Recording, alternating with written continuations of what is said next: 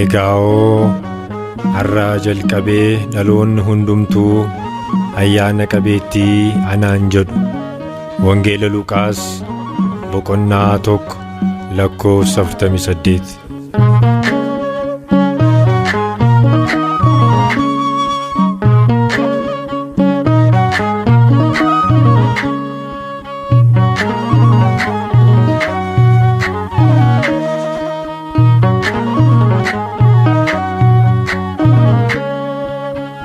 Dogongoreen miti Maariyaam jechuunko wallaaleenis miti gifti si faarsuun koo naaf galeera hiikni maqaa keetii tasaasi hin ganuu Maariyaam qulqulleetti. Dogongoreen miti Maariyaam jechuunko wallaaleenis miti gifti si faarsuun koo hiikni maqaa keetii tasaasi hin ganuu Maariyaam qulqulleetti.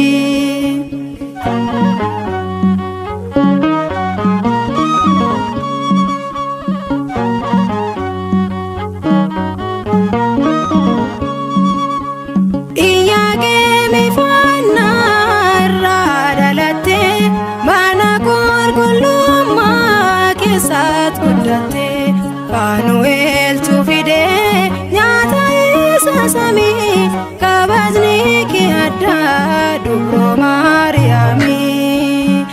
Dogongoreen miti Maariyaam jechuunko wallaaleenis miti gifti si faarsuun koo naaf galeera hiikni maqaa keetii tasaasi hin ganuu Maariyaam qulqulleetti.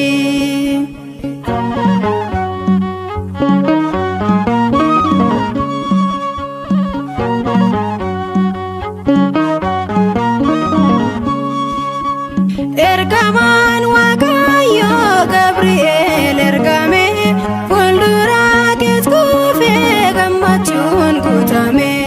Yaa dubroo gammadii jechuun gammachiise anis kanumaafan maqaa ishee leellise.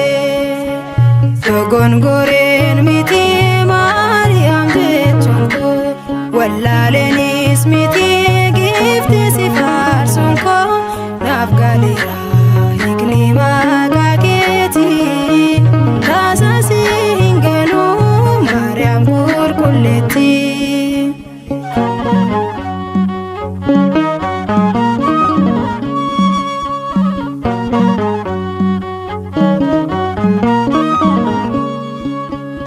Ati balbala bahaa kan Hisqi'eel argee ulfaatwaadhaan dhugaan hoosiinan margee maqaa kee yoon waamu diinni ni rifata waadaa keet guddaadha yaada gooftaa.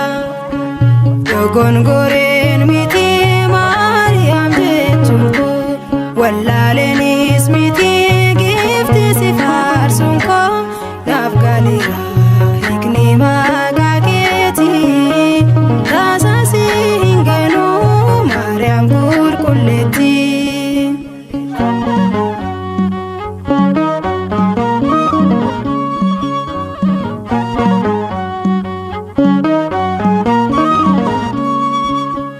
Tasaa'ee miidhaguu haadha malee mutaan ilmi jaallatame adamootu uffachuun Maariyaam haadha koo harkaan kee ta'eera horteen Ariyoos faame callisaa dharraa.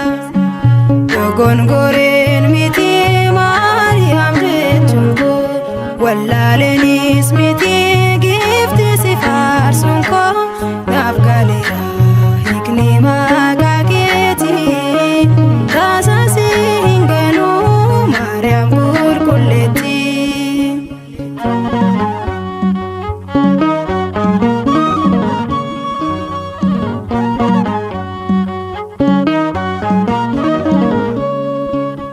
Siin galateeffadha